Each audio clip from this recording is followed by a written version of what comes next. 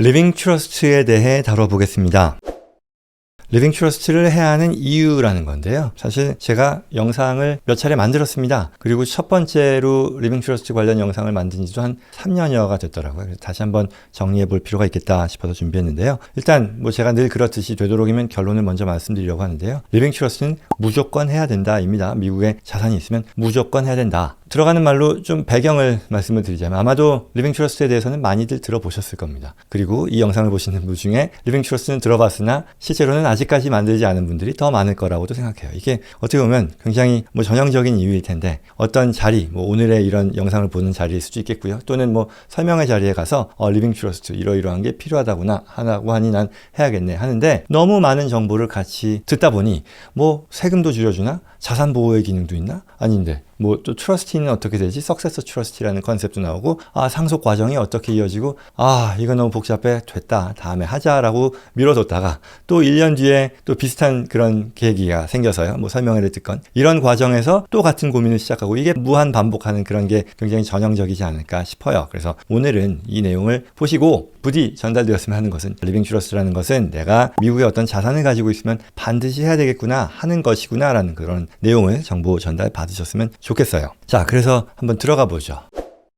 트러스트 기본에 대해서 한번 설명을 해볼게요. 어쩌면 이게 가장 어려운 부분일 수도 있을 텐데요. 트러스트가 뭐냐? 트러스트, 우리말로 신뢰, 신탁 이런 뜻일 텐데요. 이런 정의가 사실 가장 어렵습니다. 한번 해볼게요. 트러스트라고 하는 것이요. 이 트러스트 하나의 계약서, 법률 문서일 텐데요. 이 문서의 내용은요. 그랜토어라고 하는 사람이 만든 거예요. 그랜토어가 이 설립자가 트러스트 서류를 만들어서 이러한 서류의 내용에 따라 트러스티, 수탁자는요. 설립자가 맡긴 해당 자산을 운영하고요. 그렇게 운영해서 나오는 이익을 베네피셔리가 가져갈 수 있도록 해줍니다. 이 일련의 사적인 계약을 트러스트라고 부릅니다. 그래서 이걸 법인 설립하고 좀 비교를 해볼게요. 우리가 회사 운영이라는 거 있잖아요. 회사를 우리가 세워서 이걸 통해 사업을 한다라고 치면 나는 주주예요. 주주로서 회사를 세워서 거기에 자본금을 넣죠. 그리고 내가 직접 운영한 경우도 있지만 상법상 나는 주주로서의 운영이 아니라 이 회사를 운영하는 디렉터, 이사 또는 오피서, 임직원으로서 회사를 운영하는 거죠. 그리고 그 운영에 따라 돈을 잘 벌고 자기들 월급도 가져가고 남는 돈은 주주인 나에게 다시 한번 또 전달하는 이게 결국은 회사 운영의 일반적인 과정일 텐데요. 여기서 주주 또는 회사라고 하는 것이 트러스트로 바뀔 수 있을 것이고요. 주주라고 하는 것이 파운더일 텐데 그랜토어로 볼 수가 있는 것이고요. 우리가 아까 얘기했던 디렉터나 오피서와 같은 제너럴 매니저가 트러스티라고 볼 수 있는 것이고요. 그리고 법인에서는 대체로 파운더와 이 스탁홀더, 주주라고 하는 것, 베네핏을 가져가는 사람이 동일인이지만 트러스트에서는 반드시 그렇지는 않고 용어를 그랜토어가 설립자라면 최종적인 혜택을 수혜자인 베네피셔리가 가져간다는 점에서 다소 차이는 있겠지만 그래도 큰 틀에서는 법인 운영과 비교해서 설명할 수 있을 것 같습니다. 이게 트러스트이고요. 자, 그러면 트러스트의 베너핏이 뭐냐를 우리가 얘기하죠. 저는 가장 강조하는 것은요. 다른 거 다 필요 없고요. 그냥 99%의 효용을요. 프로베이트를 피할 수 있도록 해주는 데 있다라고 얘기합니다. avoid probate일 텐데요. 그러면 프로베이트이 뭐냐? 유언 검증 절차입니다. 이거는요. 굉장히 고통스럽고 지난한 과정입니다. 예를 들어 부동산을 상속하는 거 생각해 볼게요. 홍길동 씨가 돌아가셨어요.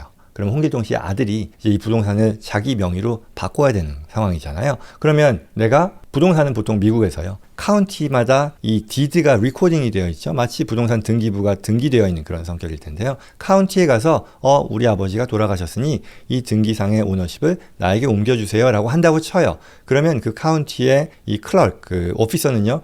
그럼 너 이 법원 증명서, 법원 오더 받아왔니? 라고 얘기를 할 것이고 그럼 그게 뭐지? 그래? 그럼 가서 받아와 라고 얘기했을 때 그때부터 프로베이트이 열린다. 유언 검증 절차, 자산이 넘어가는 과정에 있어서 법원이 개입해서 최종 판단을 내리는 그 과정을 말합니다. 듣기만 해도 그렇죠? 시간도 오래 걸리고요. 법원 절차니까 까다롭고요. 또 이걸 담당하는 변호사 또는 상속 대리인 등을 고용해야 되니까 비용도 많이 들고요. 대체로 상속 대상 자산의 프로베이트 대상 자산의 3에서 5%까지 나온다라고 합니다. 그리고 그 기간 동안에는 자산이 동결되기 때문에 내가 마음대로 활용할 수도 없어요. 그리고 법원 절차이니까 이것은 프라이빗한 과정이 아니라 퍼블릭 프로세스가 될 것이고요. 그냥 쉽게 말하면 you don't wanna deal with it. 이거 그냥 하고 싶지 않습니다. 다루고 싶지 않습니다. 그리고 트러스트를 만들어서요. 나의 나의 해당 자산의 소유권을 트러스트로 명목상 옮기기만 하면 이 과정이 다 사라집니다. 그러니 이것만으로도 만들어야 될 이유는 충분하고도 남겠죠. 그리고 만드는 데 있어서요. 이건 뭐 물론 뒤이어서 말씀드리겠습니다만 최악의 경우 직접 만들어도 안 만드는 것보다 낫다라고 얘기합니다. 물론 뭐 직접 만드는 걸 권하지는 않습니다. 자, 그 밖에 베네핏으로서요. 플렉서빌리티 앤 컨트롤이 있어요. 이거는요. 내가 소유하는 것과 똑같다라는 거예요. 비록 어떤 명목상의 소유권은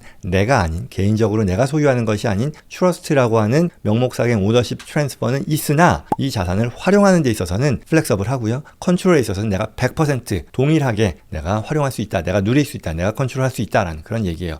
예컨대 자산을 사고 팔고 또는 추가로 넣고 또는 빼고 또는 뭐 트러스트를 뭐 해지하고 이 모든 것들이 내가 원하는 방식대로 할 수 있다라는 거죠. 그리고 또 한 가지. 한 번 트러스트를 제대로 만들면 실제로는 몇 년에 한 번씩은 검토하고 그래야 된다라고 권장하긴 하나 웬만하면 바꾸지 않아도 되는 그런 성격의 문서로 만들 수도 있다라는 겁니다. 그 밖에 프라이버시, 트러스트 이름을 어떻게 삼느냐에 따라 내 개인적인 소유권이 아닌 트러스트의 명의의 소유권이므로 프라이버시도 확보가 될 것이고요. 그리고 인커패시티 플래닝이라고 하는 것은요.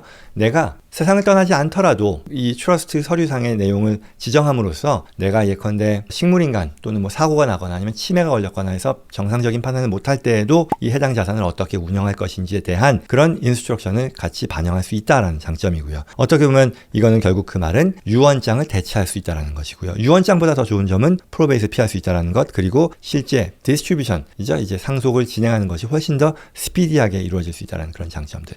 가장 중요한 것은 프로베이스 피할 수 있게 해준다는 것. 99%의 효용이다라고 말씀드립니다. 자, 그러면 누가 이거를 만들어야 되나? 앞서 아마 여러분들이 답을 하실 수 있을 것 같은데요. 답은요, 모두예요.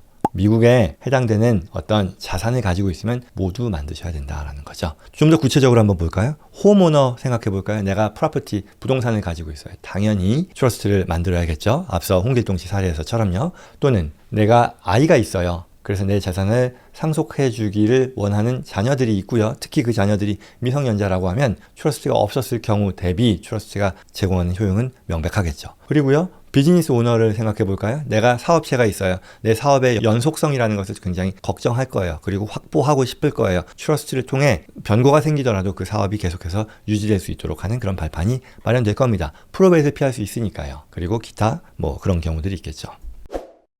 자, 그러면 이걸 언제 셋업해야 되느냐, 트러스트를 언제 셋업해야 되느냐에 대한 얘기일 텐데요. 이것도 여러분들이 답을 아실 겁니다. 너무 쉬운가요? 바로 지금입니다. 물론 해당되는 자산이 없다면 아니겠으나 어떠한 형태로든 보통 이제 주에 따라 다르지만 10에서 15만 불의 밸류 이상이 되는 자산은 프로베이스의 대상이 된다라고 합니다. 따라서 그 이상의 가치가 있는 자산을 하나라도 가지고 있다면 트러스트를 만드는 것이 좋다라고 말씀드립니다. 그럼 이제 가끔 이런 질문 하시는 분이 계세요. 내가 가진 자산은 은행, 뭐 금융자산인데 내가 듣기로 트러스트 안 만들더라도 베네피셔리를 지정해서 내가 세상을 떠나도 이 프로베이트 없이 내가 원하는 베네피셔리에게 이걸 이전할 수 있다더라 라고 하는데 그 경우도 맞습니다. 그걸 이제 TOD 기능이라고 부르거든요. Transfer on Debt라고 불러요. 그래서 베네피셔리를 지정함으로써 또는 뭐 조인트 어카운트도 마찬가지겠죠. 나의 사후에 베네피셔리에게 자동으로 넘어가는 그런 금융상품에 있어서의 피처, 특성을 얘기하는 건데요. 그럼에도 불구하고 저는 트러스트를 만드는 게 더 좋다고 얘기합니다. 왜냐하면 앞서 말씀드렸던 거의 연장인데요. 이렇게 얘기하면 좀 웃기지만 죽으면 내가 꼴가닥하면 오히려 문제는 단순한데 그렇지 않은 경우로 생각할 수 있잖아요. 내가 사고가 나거나 아니면 치매에 걸리거나 어떠한 경우에서건 이걸 이제 mentally incapacitated 된다라고 표현하는데요. 이 경우에는 이 금융자산에서 TOD 기능이 있는 이런 것들은 속수무책이에요. 왜? 내가 죽지 않으면 이 자산을 활용할 수 있는 권한을 남에게 부여한 게 아니기 때문에. 따라서 이것까지 충족을 시키려면 파워 오브 어터니라고 해서 나의 대리인 어떤 재정상의 의사결정을 대신 내려줄 수 있는 대리인 지정까지 해야 되는데 그러니 트러스트 만드는 게 더 낫겠죠 라고 얘기를 한다라는 거죠. 그러니 그런 것들을 감안하면 TOD 기능도 괜찮겠으나 그보다 트러스트가 더 낫다라고 저는 생각한다라는 그런 얘기입니다. 다음 질문으로 트러스트를 어떻게 설립하는지에 대한 거겠죠. 질문이 두 가지 관점일 겁니다. 하나는 이거 어떻게 라는 말이 직접 해도 되나요? 아니면 변호사 꼭 고용해야 되나요? 라는 그런 첫 번째 질문이 있고요. 두 번째는 이걸 어떤 순서로 만드느냐요? 일 텐데요. 아마도 첫 번째 질문이 더 유의미할 것 같습니다. 직접 만드느냐, 변호사가 만드느냐. 당연히 변호사가 만드는 게 좋겠다라고 저는 말씀드리겠죠. 왜? 굉장히 중요한 서류이니까요. 그리고 또 하나는 오늘 제가 최대한 어떤 플레인한 텀으로서 쉽게 얘기하지만 구체적인 조항 하나하나로 들어가면 어려운 내용이 분명히 나옵니다. 나옵니다. 그리고 물론 이런 것들은 사용자인 여러분들 입장에서 아셔야 될 그런 내용은 아닐 테고요. 그럼에도 중요하다라는 거죠. 예컨대 우리가 부부의 트러스트를 만들었을 때요. 대체로 우리는 이 부부 간의 증여 상속은 제한 없이 다 증여 상속세가 발생하지 않는다라고 쉽게 생각하시는 경우가 있는데, 그러한 규정은요, 받는 배우자, recipient spouse가 미국 시민권자였을 때만 누릴 수 있는 혜택이에요. 그런데 트러스트에서는요, 특정한 조항을 넣음으로써 recipient spouse가 미국 시민권자가 아니더라도 동일한 성격의, 동일한 수준의 혜택을 누릴 수 있는, 말하자면 unlimited exemption이죠. 무제한의 증여세 면제를 적용받는 증여가 될 수 있도록 해주는 그런 조항을 넣을 수도 있다는 거죠. 근데 이게 DIY의 형태로 직접 만들었을 때 이런 부분들을 놓치기도 쉬울 것이고요. 또는 어떤 자산의 소재지, 나의 거주지, 이런 것들이 바뀌었을 때 트러스트를 어떤 식으로 해석할 수 있는지에 대한 그런 조항들도 있을 수 있겠고요. 또는 상속세의 기준, 상속세 면제의 기준이 높아지거나 낮아질 때 그럼에도 불구하고 해당 트러스트의 자산이 영향받지 않도록 하는 그런 기능들, 이런 것들을 구체적으로 들어가면 아무래도 중요한 그런 조항들을 놓치지 않기 위해서는 전문적인 도움이 필요하겠다라고 얘기한다라는 그런 거고요. 두 번째 질문은 이제 어떤 순서로 이걸 만드는지에 대해서는요, 뭐 트러스트의 서류를 만들고 트러스티를 선정하고요, 또 자산을 이전하고요, 때때로 몇 년에 한 번씩은 검토해야 되고요, 뭐 이런 것들을 들 수 있을 겁니다. 그러나 앞서도 말씀드린 것처럼 뭐 제대로 만들면 이게 여하한 경우에는 변동하지 않아도 되는 그런 어떤 그 트러스트를 만들 수도 있겠다라는 말씀드립니다. 자, 그러면 이제 여기까지 하면 다 마무리가 됐는데요. 가끔 트러스트에 있어서의 추가의 혜택에 대해서 궁금해 하시는 분들이 계세요. 그리고 이건 어떻게 보면 트러스트에 대한 오해일 수도 있을 텐데요. 그걸 해결하기 위해 트러스트의 종류에 대한 것을 한번 넘어가 볼게요. 이 부분부터는 좀 인터미디엇이라고 볼 수 있습니다. 모르셔도 되는 거예요. 자, 트러스트의 종류가요, 지금까지는 계속해서 우리가 living trust라고 했는데, 이거 뭐 정확히 얘기하면 types of trust겠죠. 트러스트의 종류를 놓고 보면요, 두 가지로 나뉘어요. revocable trust와 irrevocable trust라고 합니다. 바꿔 말해 이제 취소 가능이냐 취소 불능이냐라는 그런 얘기겠죠. 그리고 이제 제가 사실 영상을 여러 개를 준비하면서 트러스트의 여러 기능을 갖춘 트러스트를 설명하잖아요. 뭐 예컨대 자산 보호의 기능이라던가, 뭐 자선 목적의 트러스트라던가, 아니면 절세를 달성해주는 트러스트, 뭐 메디케이드 트러스트, 이런 거 얘기하는데요. 이런 것들은 우리가 지금까지 얘기했던 리보커블 트러스트, 리빙 트러스트가 아니라 취소 불능의 트러스트다라고 보시면 되겠습니다. 구체적으로 좀 더 가볼까요? 그래서 우리가 living trust라고 하는 것, revocable trust라고 하는 living trust는요, 모든 분들이 다 만드시는 게 좋겠다라고 계속 말씀드리는 것이고요. 이거는 성격상 쉬운 트러스트입니다. 가벼운 트러스트고요. 기본이 되는, 근본이 되는 그런 트러스트입니다. 그리고 이 목적은요, 앞서 말씀드린 것처럼 99%의 효용은 프로베이스 피할 수 있다 했게 해준다는 거예요. 그리고 그 밖에 자산의 소유권은 누구에게 있다? 본인 스스로에게 계속해서 있다. 그렇기 때문에 쉽고 가볍고 기본이 된다. 어려운 결정이 아니라 무거운 결정도 아니고, 그렇기 때문에 제공받는 혜택도 프로베이트 하나다. 다른 것들은 없다 라고 말씀을 드리는 것이고요.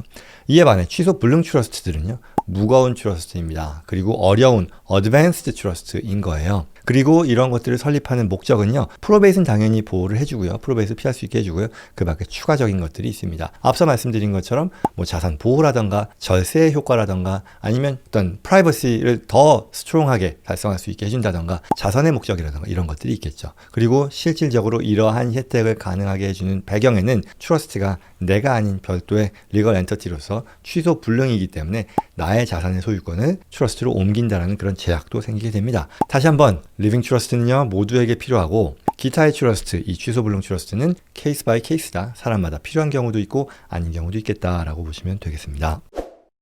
자, 그럼 마지막일 텐데요, 트러스트와 관련된 오해 다시 한번 짚어볼게요. 첫 번째, 리빙 트러스트는 부유한 사람들만을 위한 것이다. 그렇지 않다였어요. 두 번째, 트러스트를 만드는 것이 나의 자산에 대한 컨트롤을 상실하는 것이다. 그렇지 않다라고 얘기했어요.